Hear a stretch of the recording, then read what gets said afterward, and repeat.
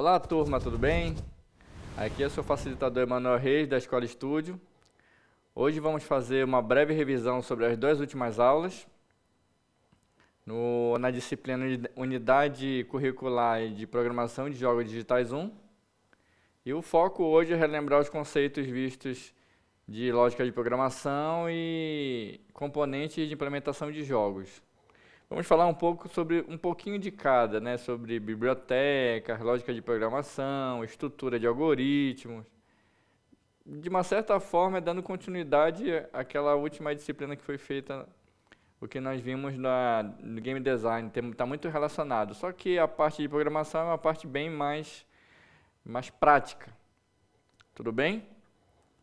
Vamos ver hoje lógica de programação, linguagem de programação, ambiente de programação, bibliotecas para jogos, engines de jogos, tipos de engines e a Unity, né, que é a nossa queridinha aí da aula que nós escolhemos para analisar. Lógica de programação. O que foi que nós vimos na lógica de programação? Como funciona, né, pessoal?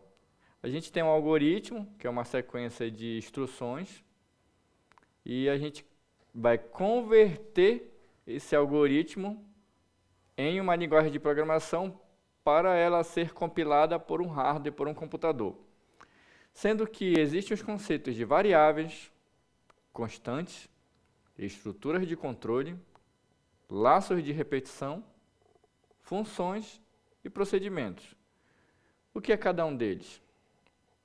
Variáveis e constantes podem ser consideradas como endereços de memória, local na memória onde os dados vão entrar pelos dispositivos de entrada e saída e vai ser armazenado lá para ser posteriormente processado pela unidade de processamento, que é a CPU. Estruturas de controle e estrutura de repetição são estruturas de decisão, onde aquela variável vai passar por um processamento e a gente vai responder uma questão ou um problema e vai ter uma condição lógica em que ela vai ser verdadeira ou falso. Se ela for verdadeiro, faça isso. Se ela for falso, faça aquilo. Estrutura de laço é, enquanto a condição for verdadeira, execute. Quando a condição deixar de ser verdadeira, ela deixa de executar. Funções e procedimentos nada mais são do que estruturas que executam alguma lógica relacionada ao meu negócio. Por exemplo, nós vimos aqui uma função. Geralmente, a gente pode dar vários exemplos relacionados à matemática. Como?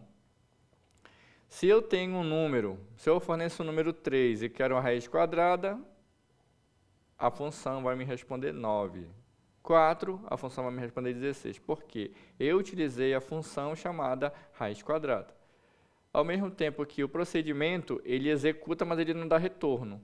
Por exemplo, eu posso pedir para um procedimento de somar dois números. Eu posso somar dois números, o número A e o número B, 3 e 2. O resultado é 5.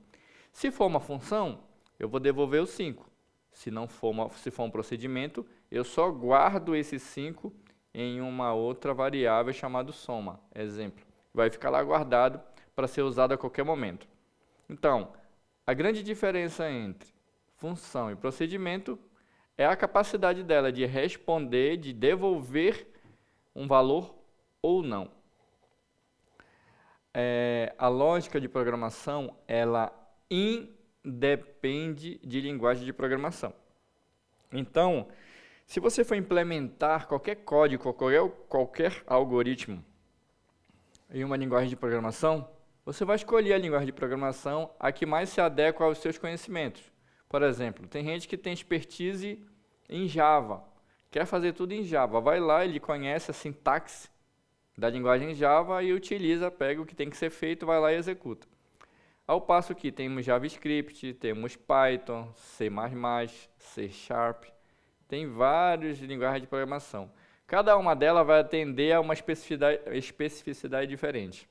E como nós vamos falar aqui de biblioteca, existem linguagens que possuem bibliotecas já com maior parte do código pronto que vai influenciar muito na escolha da linguagem de programação. Ah, eu não gosto de programar em Java, mas eu tenho por exemplo, eu não gosto de programar em Python, exemplo.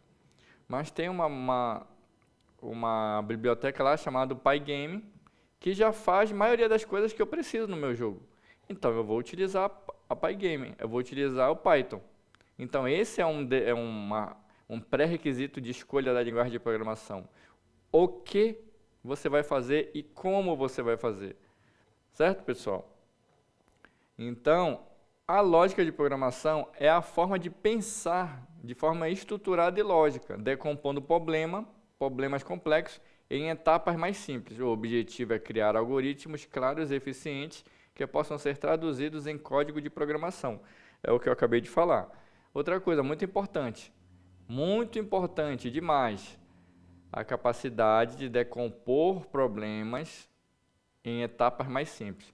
Todo problema grande, ele pode ser decomposto em problemas. Como vocês já estão no segundo ano, na segunda série, vocês já viram aquelas equações matemáticas, em que você tem as expressões matemáticas, em que vocês vão resolvendo por prioridade. Primeiro eu resolvo o que está dentro do parênteses, depois eu resolvo o que está dentro do colchete, depois eu resolvo o que está dentro da chave, e por último eu faço a conta final. Em programação, é basicamente isso. Tu pega aquele problema grande, vai dividindo em problemas pequenos e vai resolvendo. O resultado de um problema pequeno vai ser a entrada para um problema maior. Aí ele vai desencadeando até resolver o maior problema, né? O grande problema. A questão de variáveis tem algumas peculiaridades, né? Então, quando se fala em variáveis em constantes, na prática, é a mesma coisa. Na prática. Elas são locais, endereços de memória para se guardar um dado. Mas, na teoria, eles têm uma diferença. Por quê? Variável, ela pode sofrer alteração no decorrer do programa. E constante não. Demos aquele exemplo básico, né, da idade. Tu tens 17 anos. Aí no dia da tua... Aí tu guarda essa tua idade numa variável chamada idade. Ou de idade, sei lá. Aí, no dia do teu aniversário, tu tem uma função lá que incrementa a tua idade em uma unidade. Então, a partir do dia do teu aniversário, você vai passar a ter 18 anos. Certo? E aí, professor? Beleza. Vai alterar automaticamente, vai permitir. Ao passo que a constante não vai te permitir. Na verdade, algumas linguagens de programação até permite, mas não é um bom hábito, não é uma boa prática de programação. Por exemplo, no JavaScript, nós temos algumas tags de programação que declara a variável. Por exemplo, a gente tem o let. Let, nome da variável. Se a variável ela tiver com a palavra let antes, ela vai te deixar fazer a alteração quantas vezes você quiser no decorrer do programa.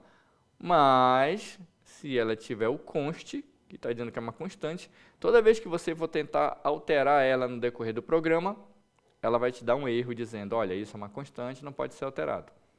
No Java isso não acontece, mas no Python, olha a característica.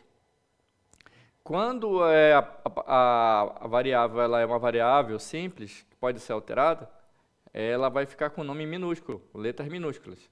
Se for uma variável do tipo constante, ela vai ter o nome em maiúsculo. Então, o programador experiente, o programador que já está acostumado a trabalhar em projetos de desenvolvimento de software, ele vai olhar que, opa, isso aqui é uma constante, eu não posso alterar ela. Por mais que permita, não pode, porque isso vai ocorrer um erro de lógica de programação.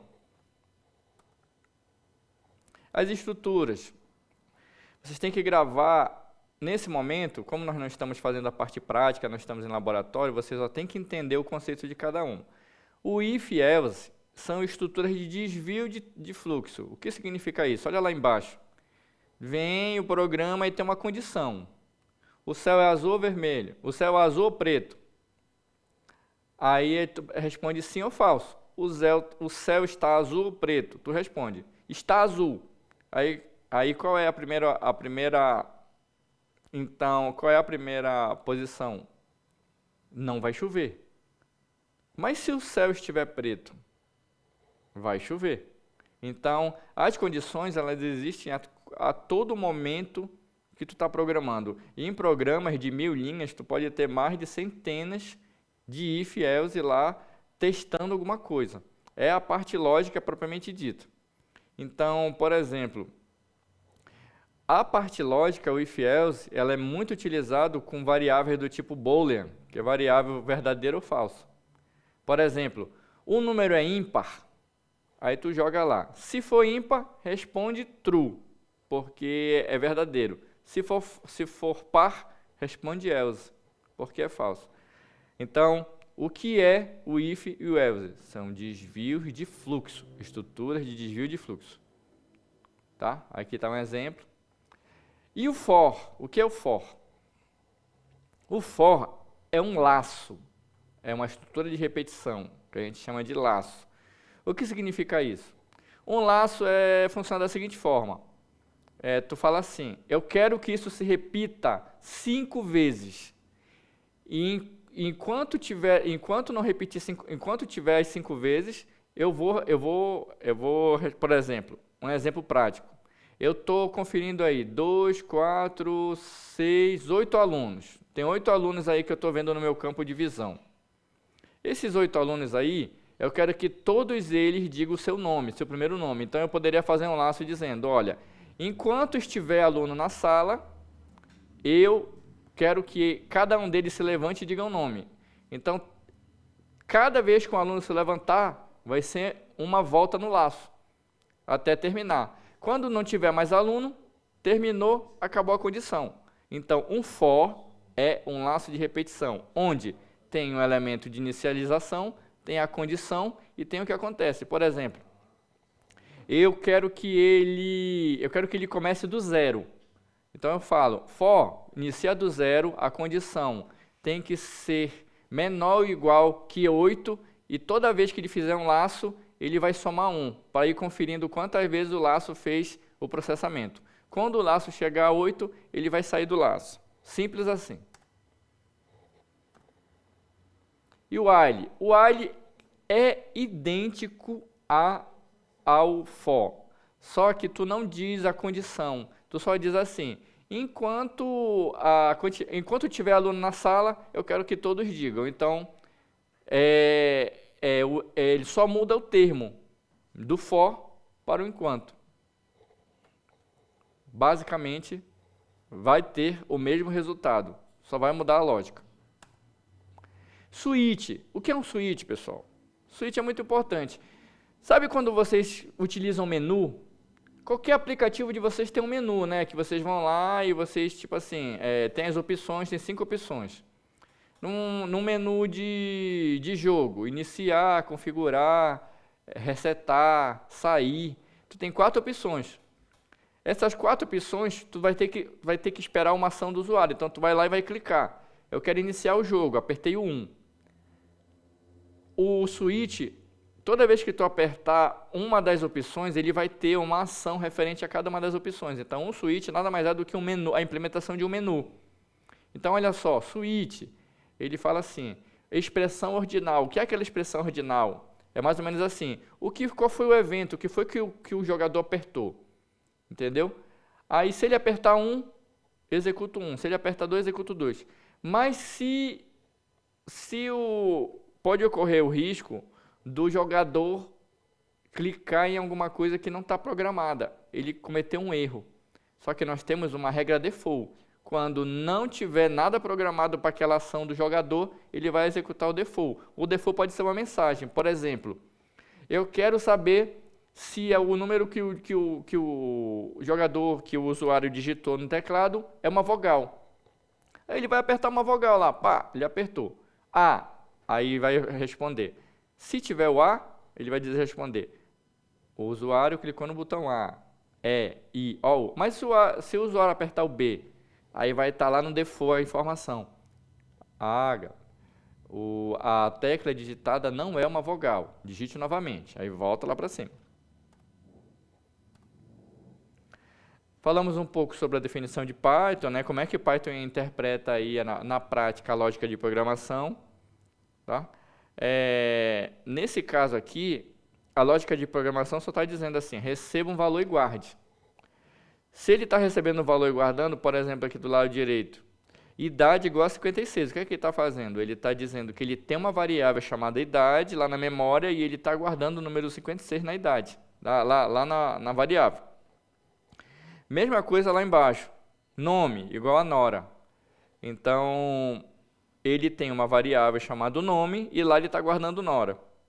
Olha aí a estrutura aí embaixo, como é que se utiliza a declaração de variável? É o nome da variável, o operador de atribuição e o valor.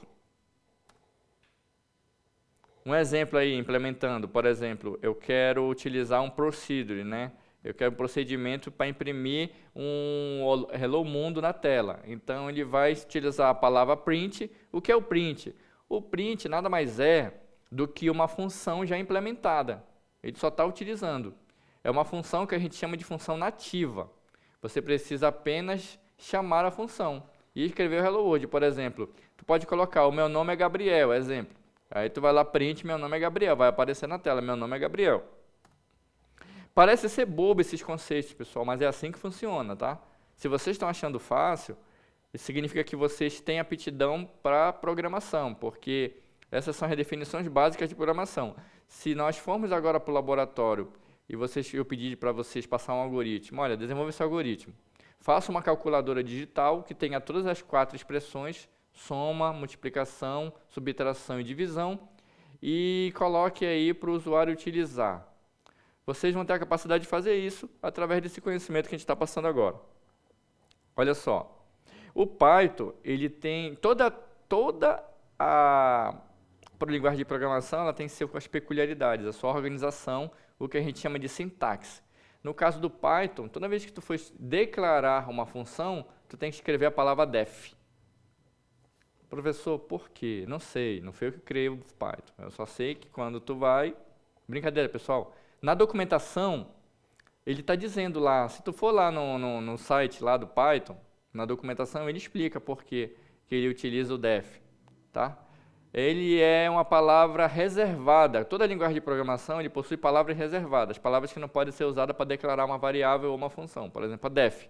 Tu não vai escrever uma variável def, porque toda vez que tu digitar o def, ele vai dizer, pô, ele está criando uma função. Ele já vai saber.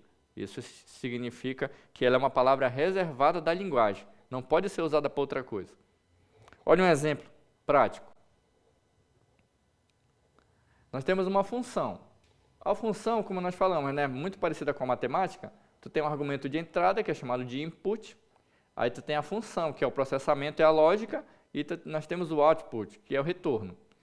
Aqui do teu lado esquerdo está a sintaxe. A sintaxe é como ela vai ser organizada. Toda vez que tu for preparar, definir uma função, ela vai seguir esses moldes, ela vai seguir esse padrão. Como ela é uma função, como eu falei para vocês, toda função ela tem que ter um retorno. Então, def, quando ele fala assim, def função, então pode esperar que logo depois do def vai ter que ter a palavra retorno, porque o que é que ele vai retornar? Por exemplo, def Fahrenheit para Celsius. Aí ele vai entrar como input a temperatura. E o que é que esse programinha vai fazer? O que é que essa função vai fazer? Ela vai calcular. Ela vai pegar a temperatura menos 32 multiplicado por 5 dividido por 9. Aí do lado direito está ele implementado na console, na IDE Python. Olha só. E embaixo é o resultado, como é que se usa. Só que a gente tem que entender o seguinte, pessoal. O resultado de uma função é um dado. Então ele tem que ser guardado em algum lugar também. Então lá embaixo vocês vão ver assim, Celsius igual far to Celsius 70.75. Aí ele usa a função print. A função print, na verdade, é um procedimento, mas em Python não existe conceito de procedimento, tudo é função. Só que ele devolve um valor ou não devolve, que é, no caso, o retorno. Ok? Vamos agora falar um pouco sobre ambiente de desenvolvimento, que é a parte das IDE. Para vocês, futuros programadores, esse aí vai ser o caderninho de vocês a partir desse ano. Tudo que vocês forem fazer na parte de programação tem que utilizar uma IDE. Então, vocês vão escolher a IDE que vocês querem usar. Existe IDE específica para a linguagem de programação e existe IDE também que utiliza várias linguagens de programação. Isso vai depender da que tu quer usar. Por exemplo, eu estou mostrando aí do lado somente as que utilizam Python, com exceção da Visual Studio. Por exemplo, PyCharm.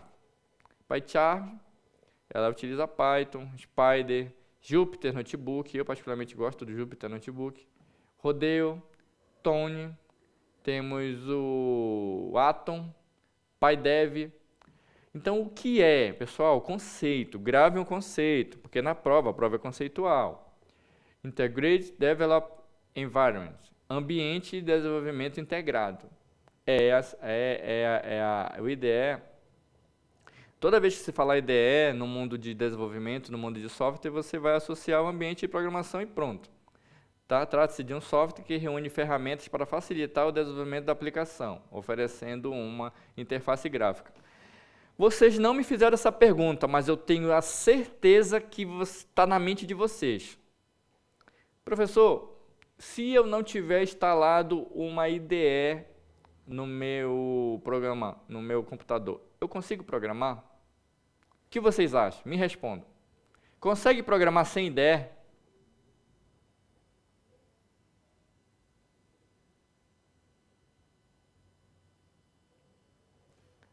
Pessoal, a palavra é sim, tá? Você consegue programar sem IDE. Por quê? Existem linguagens de programação que são compiladas e existem linguagens de programação que são interpretadas. O Python, ela é interpretada. Então, o que acontece? Se tu tiver um bloco de texto, um bloco de nota, e salvar ele .yam, ou .py, ele vai ser um arquivo Python, que vai poder ser lido, que vai poder ser executado. Tá legal? Talvez tu tenha que instalar só um drive aí no teu computador, mas não necessariamente a IDE. A IDE, o conceito de IDE ela é um software que vai facilitar a tua vida no desenvolvimento de aplicações. E tem uma interface gráfica. Mas não necessariamente tu é obrigado a usar. Por exemplo, em Java, que é a linguagem que eu programo, um arquivo de texto, um TXT, eu consigo colocar todo o meu código, quando eu vou salvar, eu coloco a extensão, .java. Aí eu vou lá no meu CMD lá do Windows, coloco ele para compilar Javac, nome do meu arquivo, e ele já compila, já executa. Posso utilizar IDE? Devo, porque a configuração, a programação vai ser mais rápida, mas não é obrigatório. Olha aí os tipos de linguagem, né? Temos a linguagem específica do Java, que é o NetBeans IDE, e o Eclipse. Temos a linguagem propriamente somente vai rodar Python, que é a PyCharm, e o Jupyter Notebook. E temos aquela IDE multilinguagem, que no caso aí é Visual Studio. Tudo que tu quiser rodar no Visual Studio tu roda, mas tu tem que instalar os drivers. Um exemplo aí de uma IDE, NetBeans. Eu utilizo NetBeans bastante, eu utilizo o Visual Studio também para outras linguagens. Posso ter várias ideias na minha máquina? Devo. Essas duas foram da minha máquina que eu bati. Esse aí eu bati print da minha máquina. Esse aqui também bati print da minha máquina. São dois projetos. Um feito em JavaScript e outro feito em Java. Esse aqui feito em Java, esse aqui feito em JavaScript. Jupyter Notebook também foi feito na minha máquina. Eu tenho essas três, porque quando tu trabalha com desenvolvimento, dependendo do projeto que tu vai utilizar, você precisa ter as ferramentas necessárias. É igual uma mala de ferramentas. Se você for fazer a manutenção em algum lugar, você tem que levar as ferramentas necessárias. Biblioteca de código, pessoal. Biblioteca de código, muito importante. O que é uma biblioteca de código? É um conjunto de rotinas e funções que alguém já fez. Tu só tem que usar. Tu quer um exemplo disso aí? Tu quer um exemplo disso aí na área da matemática? É o Teorema de Pitágoras. O Teorema de Pitágoras ele pode ser interpretado como uma função. E a aritmética, ela pode ser interpretada como uma biblioteca. A geometria, a trigonometria são bibliotecas. Por quê? Lá dentro tu tem funções que já executam. Você é aluno de matemática, você vai resolver um problema, uma questão. Você não vai lá pesquisar, descobrir como é que o Teorema de Pitágoras surgiu, qual a origem dele, não. Você só tem que saber que o quadrado da hipotenusa é igual à soma do quadrado dos catetos em um triângulo retângulo. É só isso que tem que saber. Você tem que saber usar. E agora, tá entendido o conceito? Vocês estão conseguindo acompanhar o raciocínio?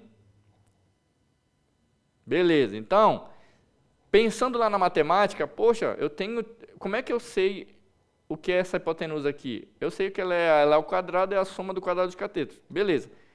Em programação, alguém fez isso também. E ele chamou de biblioteca, e ele deixa disponível. O que é que tu tem que fazer no teu programa, no teu projeto? Tu tem que ir lá e baixar. Você tem que importar a biblioteca. Você tem que ir lá, importe biblioteca X. Aí a tua IDE vai pegar e vai baixar aquela biblioteca para o teu computador e guardá-la no sistema de arquivos. Beleza, o que é que eu faço com ela? Dela vem um conjunto de métodos e funções já feitas que tu não precisa refazer, tu só tem que saber usar. Um exemplo da matemática que eu acabei de passar. Biblioteca, também chamada de lib. Como vocês vão programar muita linguagem de programação, geralmente em inglês, vocês vão encontrar como lib. É uma coleção de módulos que contém dados e funções auxiliares. São fundamentais para desenvolvedores, pois permite que eles não precisem reinventar a roda, então não precisa começar do zero.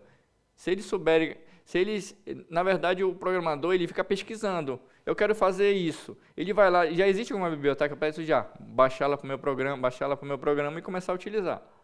A principal função da biblioteca é facilitar a programação, garantindo mais agilidade e menos erro. Linguagem de programação. Aqui nós falamos bastante, exploramos a linguagem Python. Por que Python? Porque é muito utilizada, porque é fácil de usar, porque vocês já fizeram trabalhos com ela.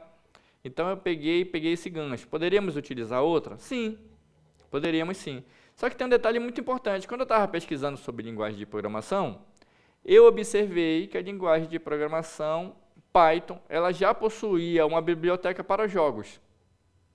E o que é que o desenvolvedor adora? Facilidade. Quando eu estava pesquisando, eu quero fazer um jogo digital. Qual linguagem eu uso? Aí já veio para mim. Pygame. Opa, Pygame. O Py é de Python, o game é de jogo. Fui lá, entrei no site lá do fabricante, lá da comunidade, comecei a ler, vi que os métodos que estavam lá eu poderia usar e beleza. Baixei o Pygame para o meu computador e comecei a estudar a documentação e utilizar. Deu certo? Sim, deu muito certo. Por quê? Porque geralmente uma lib, uma biblioteca, ela já foi testada, ela funciona. Entendeu, pessoal? Alguém já foi lá, testou, disponibilizou. Mas só que, como eu falei para vocês, são conjuntos de códigos e módulos. Bom, por exemplo, nós temos módulos para matemática. Quem vai aí mexer com ciência de dados? Quem aí quer ser um cientista de dados? Alguém aí quer mexer com ciência de dados, dashboard, ganhar dinheiro?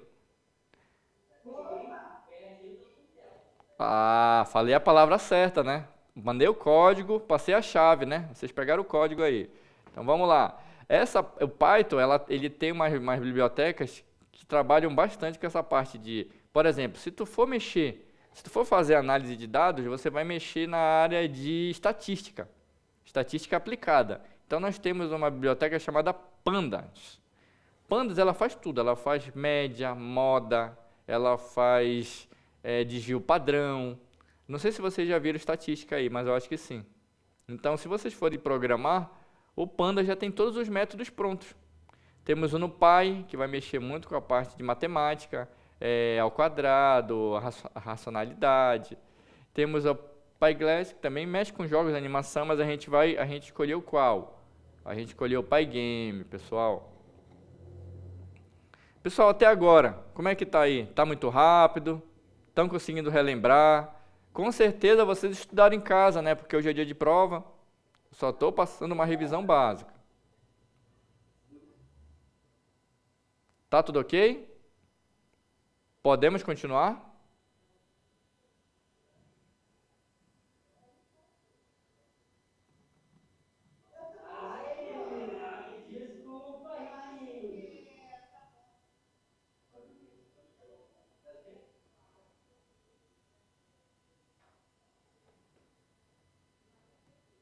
Não travou, pessoal. Só estou esperando vocês me falarem aí se está tudo ok. A gente pode continuar. Beleza, vamos falar um pouco sobre a biblioteca. Olha só lembrando, vamos recapitular. Iniciamos falando sobre a lógica de programação. A lógica de programação é o centro de tudo. Sem ela, tu não faz nada. Aí eu expliquei para vocês o que tem, o que tu pode usar numa lógica de programação, que é a própria linguagem de programação. Podemos utilizar o conceito de variáveis, de funções, de procedimentos. Falamos também sobre estrutura de controle, estruturas de desvio e case de opções, que no caso é o switch. Beleza. Falamos que tu não precisa construir nada do zero, porque alguém já foi lá e fez isso para ti. O conceito de biblioteca te diz isso. E agora que a gente já tem todos esses conceitos, a gente escolheu uma biblioteca para utilizar na nossa configuração de jogos, que no caso é o Pygame. Como é que o Pygame funciona? O que é o Pygame? Olha, muito importante.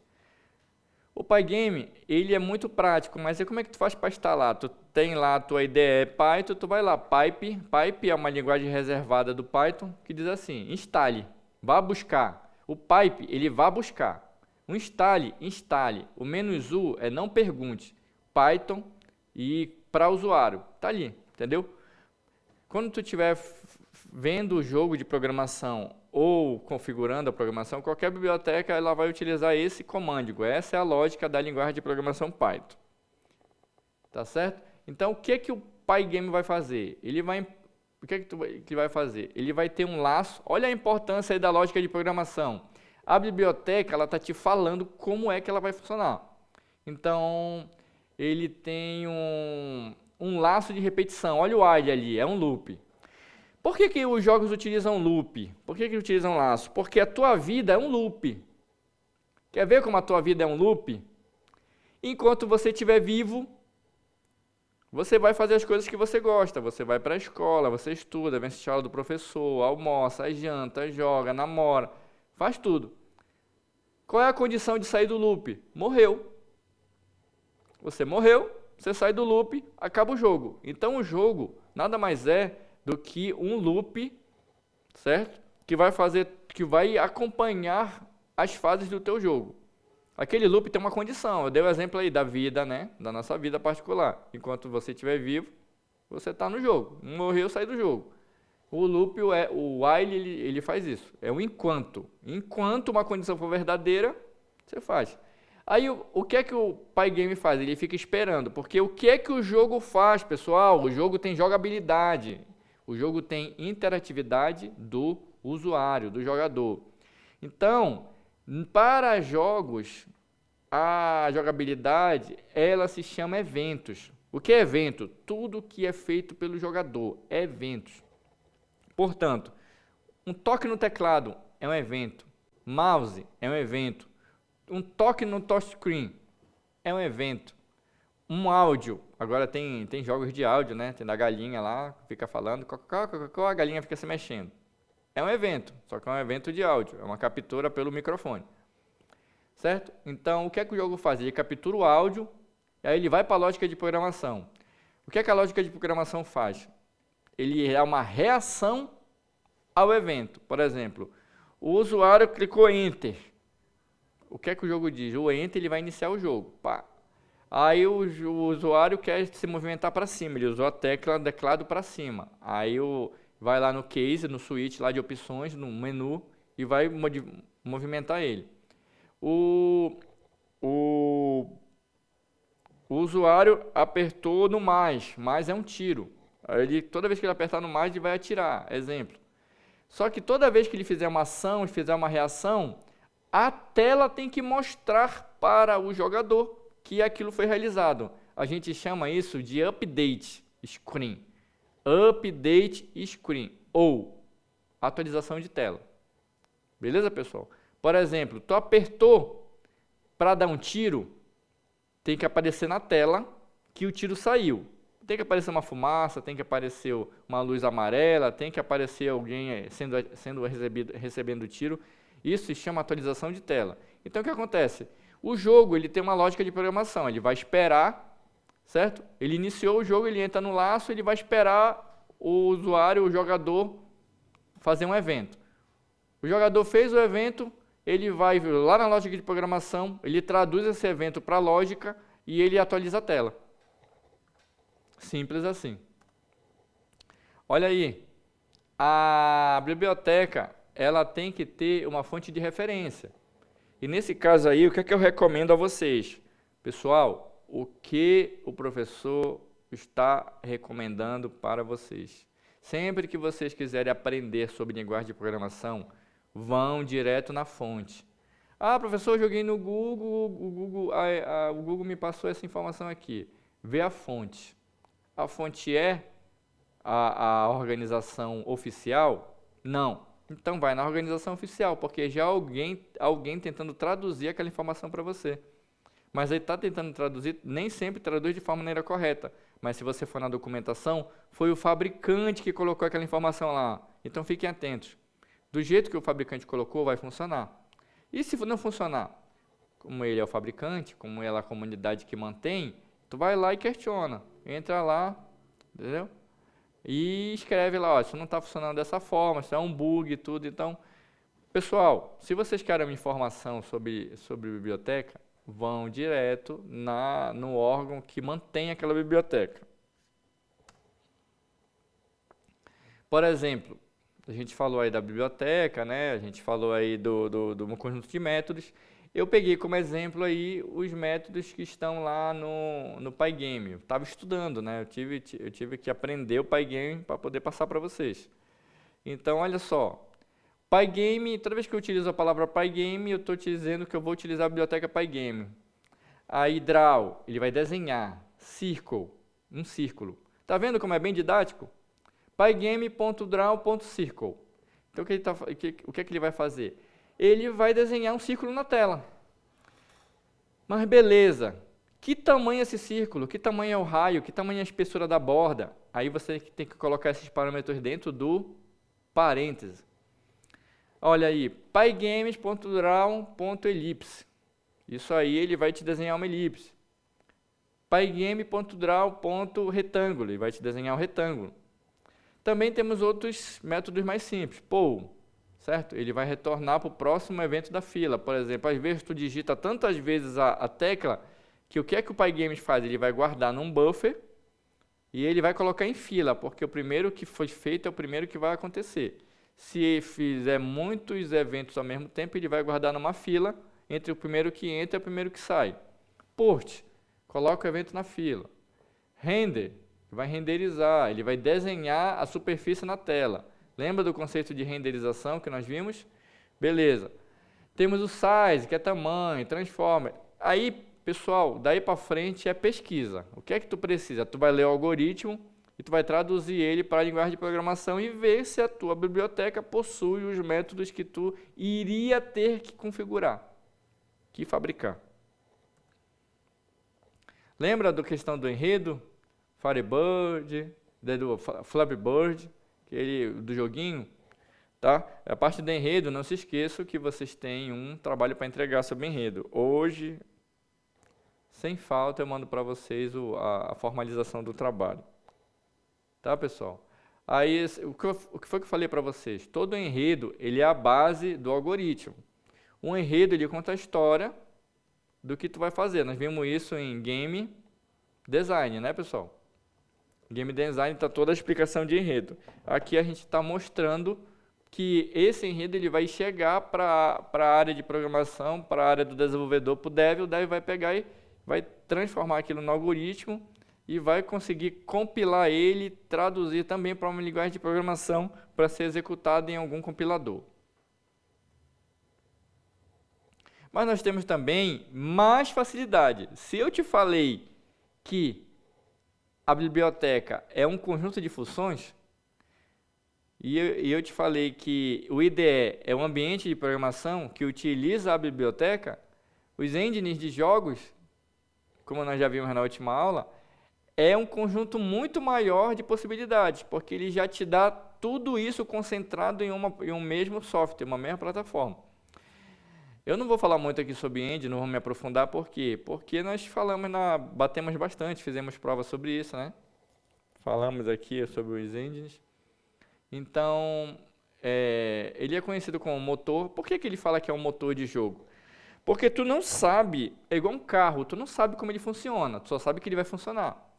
Por exemplo, vocês aí têm em média de 16 a 18 anos, eu imagino, 15, 16 anos. Vocês talvez já estejam, muitos de vocês já estão habilitados para dirigir um carro, para tirar a primeira habilitação. Quando vocês vão dirigir, vocês sabem fazer a manutenção do motor? Como é que o motor funciona? Me respondam aí, vocês sabem? Vocês mexem no motor para dirigir?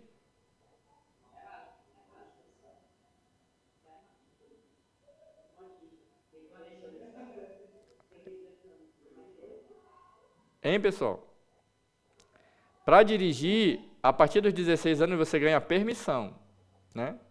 Mas, enfim, quando vocês vão dirigir, vocês não precisam saber como é que o motor funciona, por onde é que entra o combustível, por onde é que entra o óleo, por onde é que os pistões funcionam, não. Vocês vão lá, pegam a chave, ligam na ignição, ligam o motor e já saem utilizando. Vocês só precisam saber dirigir, certo? As engines de jogos, como se fosse um carro. As bibliotecas, como se fossem os componentes. Por exemplo, o motor é uma biblioteca, câmbio é uma biblioteca, direção hidráulica é uma biblioteca, freios é uma biblioteca, certo? Sistema de suspensão é uma biblioteca, ar-condicionado é uma biblioteca. Está tudo sendo utilizado onde? Dentro do carro. O carro é uma engine. E vocês vão fazer o quê? Eu vou lá e vou dirigir. Então, uma engine, ela organiza todos os conjuntos de componentes dentro do mesmo local. A gente diz que ele centraliza as funções, certo? A gente pode fazer neles modelagem 2D, 3D, temos animações também, sons padronizados, sistema de colisão de objetos. Tem uma parte de inteligência artificial que a gente não vai falar sobre ele agora, não é o foco do nosso curso. Primeiro a gente tem que aprender a fazer o jogo, depois a gente coloca a inteligência artificial. Se vocês quiserem entender um pouco mais sobre inteligência artificial, vocês vão encontrar isso no Google, na parte de pesquisa, tá? E a gente consegue exportar esses jogos para várias plataformas. Podemos colocar para o Android, podemos fazer jogo para o iOS, o Windows, MacBook, para onde você quiser, as engines elas conseguem exportar os jogos para ser baixado. Olha aí os exemplos, né? Construct, Godot, GameMaker, Unreal, Unity. Vamos falar um pouco sobre a Unity, só mostrando um estudo de caso de engines. Ele é um programa de computador que permite a criação de jogos e simulação 2D e 3D em tempo real. Então, o que é o tempo real? Tu já vai fazendo, já vai vendo ele sendo implementado, ele funcionando. Tu pode alterar o contexto, o enredo, de acordo com a jogabilidade. Também conhecido como motor de jogo, como nós falamos, certo? O que é que ele faz? O que é que ele te permite fazer? Certo? Ele permite que os desenvolvedores otimizem tempo. Por que otimizem tempo? Porque já está pronto, pessoal. Você só vai aprender a usar. Certo? Vai pegar o teu enredo lá, vai transformar no algoritmo, vai chegar lá e colocar.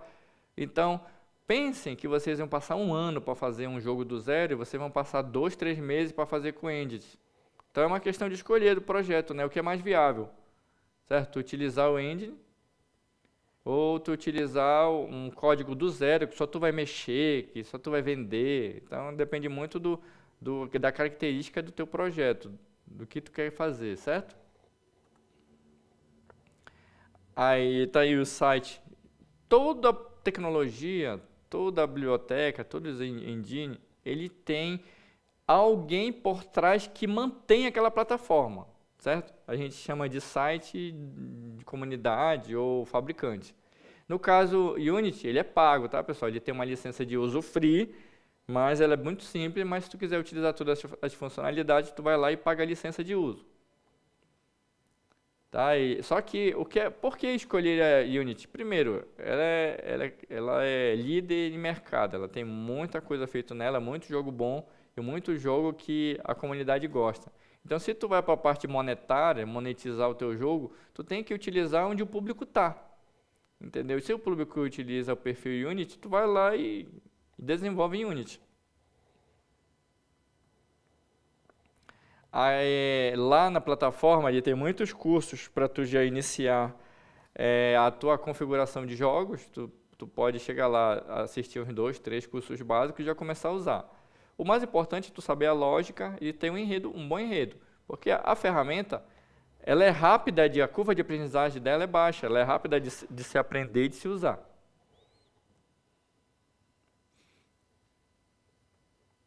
Olha aí o exemplo. Cara, acho isso fantástico.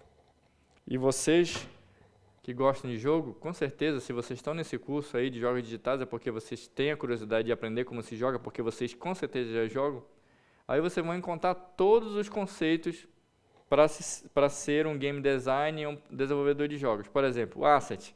O que é um asset? O asset também é um conceito utilizado em programação. É onde tu vai colocar todos os recursos externos que tu vai utilizar na tua programação. Por exemplo, uma foto, um sprint, um som, uma animação. Tudo que tu pegou, que tu baixou para dentro do teu computador e quer utilizar na tua programação, vai ser possível encontrar ele na pasta Asset. Então, o Asset é tudo aquilo externo que tu vai utilizar. Professor, o cenário. Eu peguei uma imagem do meu designer gráfico, ele é um Asset. Ah, eu peguei um sprint lá do personagem. É um Asset com o nome sprint. É um conjunto de objetos que pode ser adicionado a um jogo, como imagens, sons, modelos 3D, entre outros. O sprint, né, pessoal? Batido já ontem, né? Que legal. Isso aí já, se vocês tentarem errar, vocês não conseguem. Mas vamos lá, vamos deixar registrado aqui que fez parte da revisão. No Unity, um sprint é uma imagem ou um objeto gráfico bidimensional que pode ser usado para representar personagens ou objetos no fundo de um jogo. Em um jogo. Permite a importação de sprint.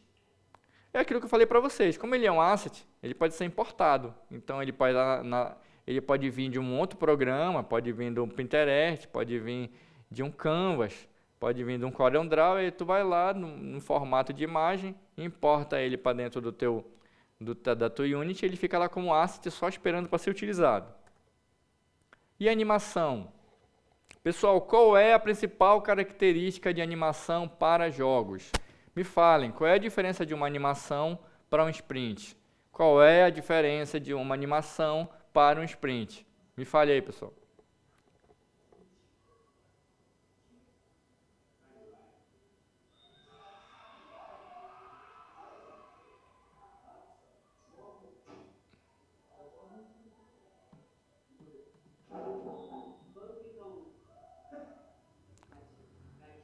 Qual é a diferença, prof?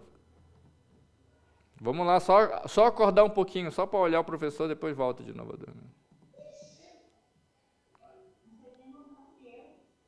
Pessoal, a principal característica da animação 2D em relação a um sprint é que a animação ela possui uma timeline, ela possui uma sequência que vai fazer com que aquele teu objeto crie a percepção de movimento. Como é uma timeline, como é que a Unity faz? Ela grava, então, uma animação 2D no Unity nada mais é do que uma gravação, certo? O que é um timeline? Timeline é uma linha do tempo, é aquele tempo da tua gravação, que é dividido em quadros. Então, cada quadro desse tu pode distribuir o teu desenho, a tua sprint, e no decorrer da execução da tua timeline, ele vai fazer uma gravação daquele movimento e vai guardar. Por exemplo, um passarinho que sempre fica batendo as asas para cima e para baixo. Ele vai mudar? Não, ele vai sempre estar fazendo isso. Então, ele pode o quê? Ele pode ser uma animação 2D, pode ser uma gravação. Ele vai passar na tua tela, sempre batendo, entendeu? Ele vai gravar como uma animação 2D. E o Game Object? Game Object. O que é um Game Object? É todo elemento que está composto na tela, certo? Os sprints são Game Objects? São. Entendeu? Então, toda vez que tu quiser colocar elementos dentro da tela, ele vai entrar no formato de Game Object. Game Object é a base de todos os objetos em uma cena. De fato, todos os objetos de uma cena são GameObject, certo? Agora, beleza, pessoal, eu coloquei o GameObject na cena, na tela. Até o momento ele está estático, ele não está fazendo nada. Como é que eu faço para criar os movimentos dele? Pessoal, como é que eu faço para criar os movimentos de um GameObject? Como é que eu faço para criar os movimentos de um componente na tela? O que é que eu utilizo?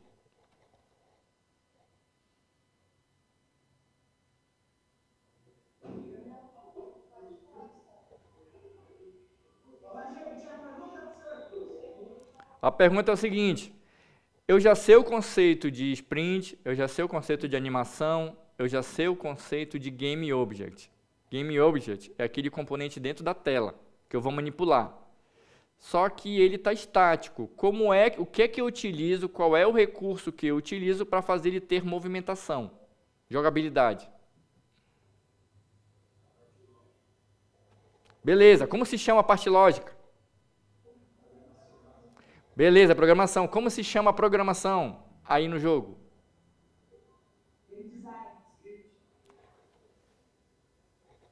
É isso mesmo, pessoal. É o script. A parte lógica, a parte da movimentação, como é que o jogo vai reagir os eventos realizados pelo jogador estão aí no script. Lembra que eu te falei que o jogo ele pode ser feito em qualquer linguagem de programação? Sim. Nesse caso aí, do exemplo que eu peguei, estamos utilizando o C#. Então, o que acontece? Aqueles bloquinhos ali, cada um deles ali é um script. Tu pode colocar um script para qualquer movimento.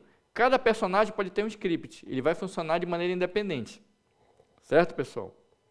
Então, os scripts na Unity são um conjunto de instruções que definem a jogabilidade e interatividade de um jogo ou simulação. A Unity é uma plataforma em 3D, em tempo real, que permite criar jogos. E os scripts são escritos em linguagem de programação. No caso, aí ele está dando exemplo do C++ e do C#. Mas ele pode ser utilizado em JavaScript também, pessoal. E o prefabs? Olha só como as coisas vão se encaixando. Eu já vi o sprint, eu já vi a animação, eu já vi o script. E o prefabs é o quê? O que vocês acham que é o prefabs?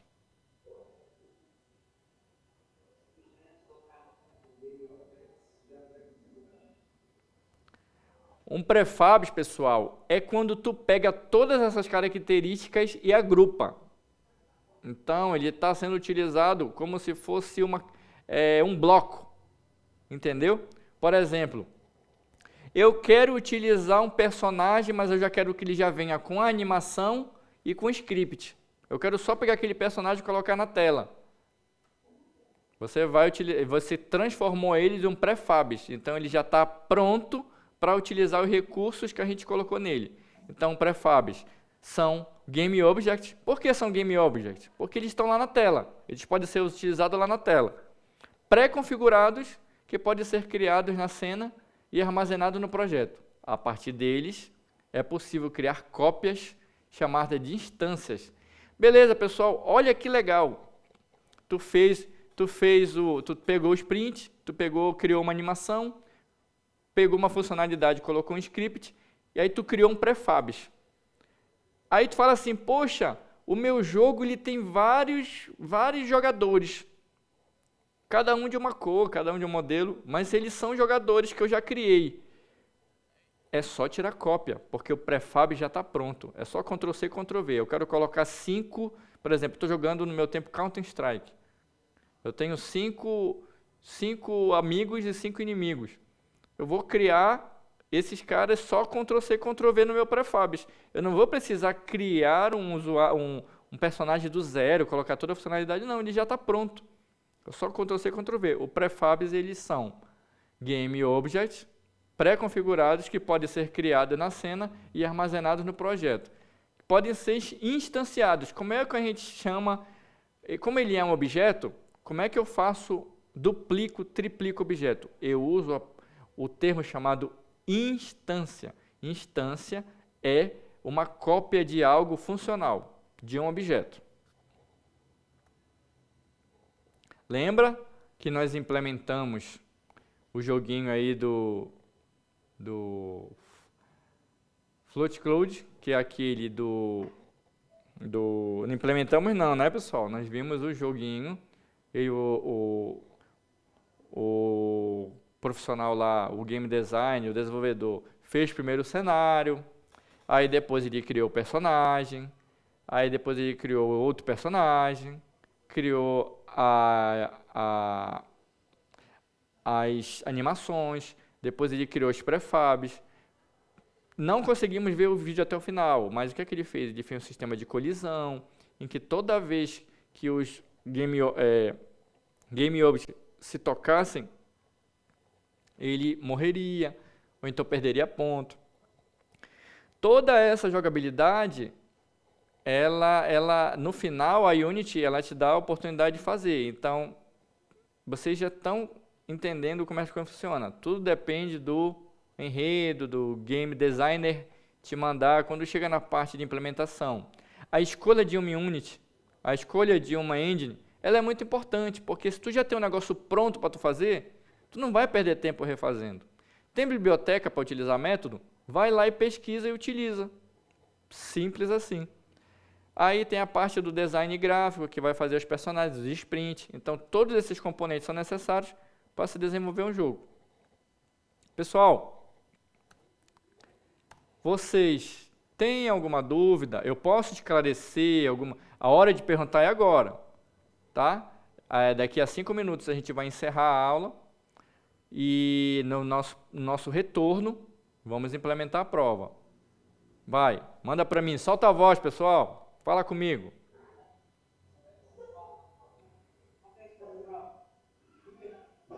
Não entendi. Ah, essa aí, ela é a única questão que a minha equipe de assessoria, chamado vocês, vão fazer. Vocês são meus estagiários, vocês são meus júniores. Vocês vão fazer isso aí para mim. Beleza, pessoal? Aí a gente pode utilizar o conceito de jogo, né? Em que, enquanto vocês tiverem a média da prova para passar, vocês estão no curso. Se vocês tirarem uma nota abaixo, vocês encerram o laço e vocês são eliminados. Caso vocês não consigam atingir a média da prova, ainda tem, olha aí, olha o if e o else. Se o aluno tirar... E professora, qual é a média da prova aí? Qual é a média para passar? Beleza, olha só, vamos contextualizar. Vocês vão fazer a prova, certo? Aí a resposta de vocês vai entrar para mim numa variável chamada nota.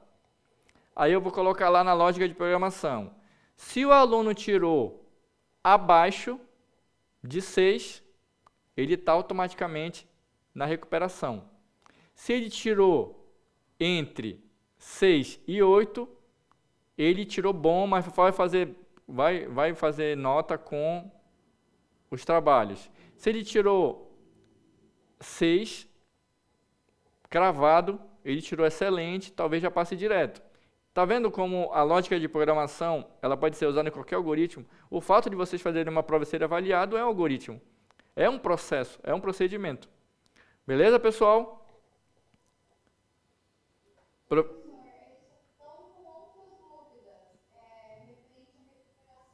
Certo. Pode falar.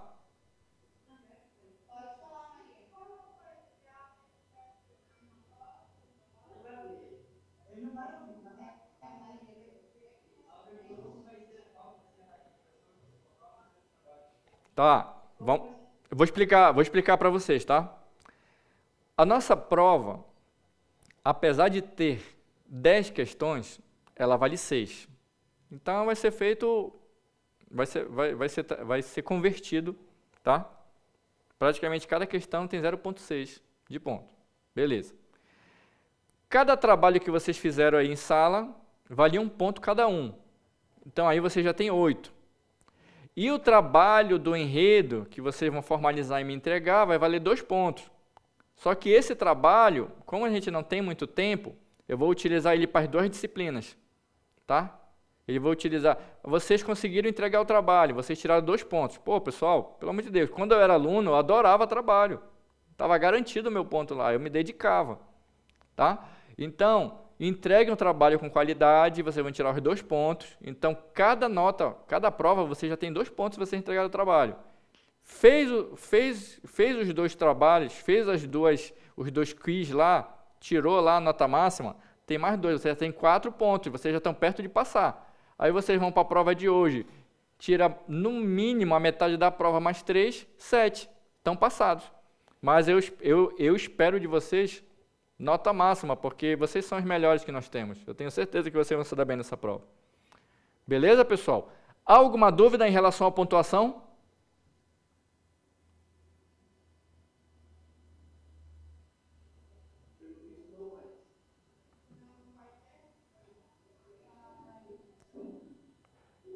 Professora, nós temos 3 minutinhos aí. Eu já concluí o conteúdo da revisão.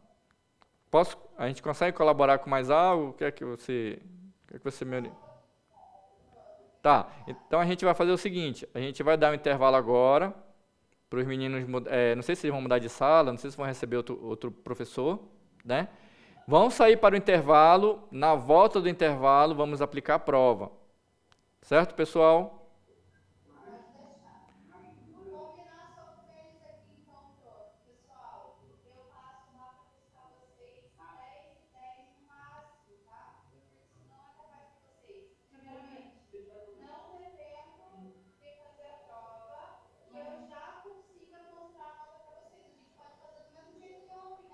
Pode sim, pode sim.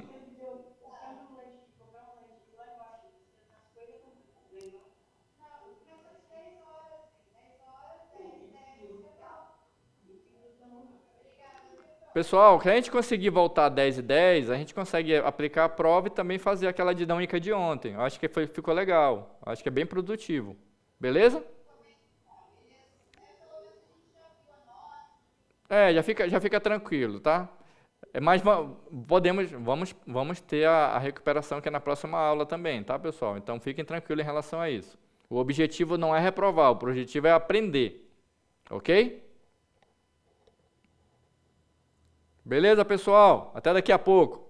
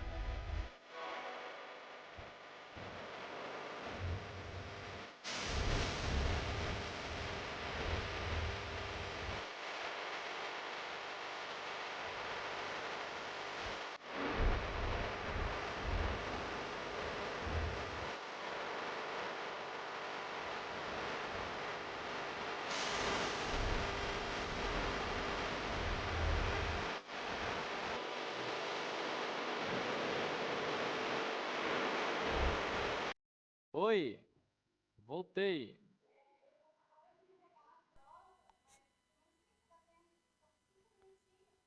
A gente pode deixar para o início da próxima aula. Tá me ouvindo? Tá me ouvindo, Jéssica, agora?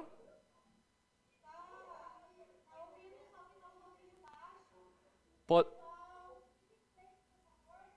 Podemos deixar para o início da próxima aula a correção. Pode ser? Pessoal,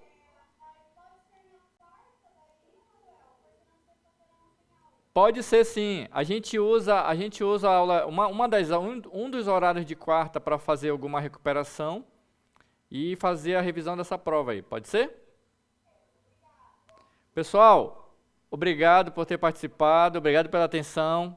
Fiquem todos com Deus. Até a próxima.